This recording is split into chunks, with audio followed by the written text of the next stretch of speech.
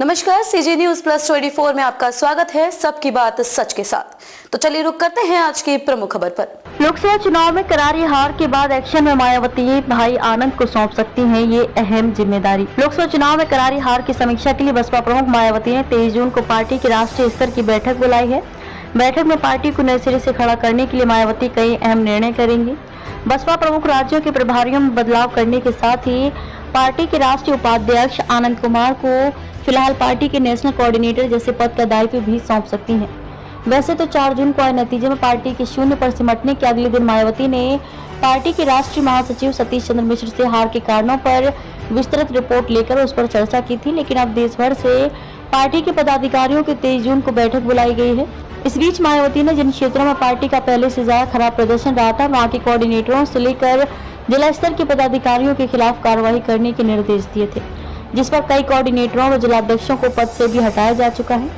Report पर चर्चा करेंगी मायावती। रविवार की बैठक में दूसरे राज्यों के पार्टी प्रभारियों व पदाधिकारियों के साथ ही उत्तर प्रदेश की जोन मंडल कोऑर्डिनेटर और जिलाध्यक्ष तक बुलाए गए हैं।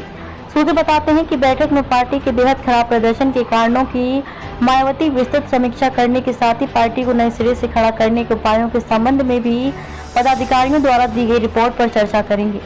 सामूहिक बैठक के बाद बसपा प्रमुख अलग अलग राज्यों के पदाधिकारियों के साथ भी बैठक करेंगी।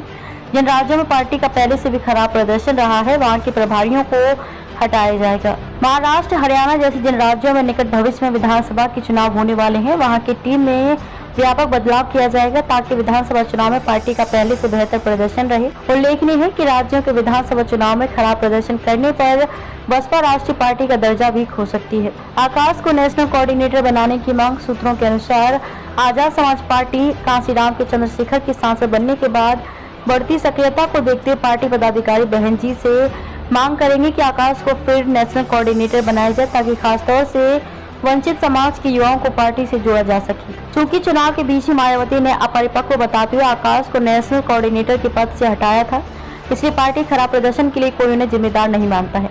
ऐसे मायावती देर सवेर आकाश को फिर से पार्टी की अहम जिम्मेदारी दे सकती हैं, लेकिन उससे पहले चुनाव के दौरान सीतापुर में दिए गए विवादित भाषण को लेकर दर्ज एफआईआर निस्तारित होने का इंतजार किया जाएगा। इस बीच मायावती आकाश के पिता आनंद को नेशनल कोऑर्डिनेटर पद का दायित्व दे सकती हैं। खबरों में अब तक के लिए बस इतना ही। फिर होगी आपसे मुलाकात ऐसी किसी बड़ी और खास खबर के साथ। तब तक के लिए नमस्कार और देखते रहिए सीजी न्यूज प्लस 24।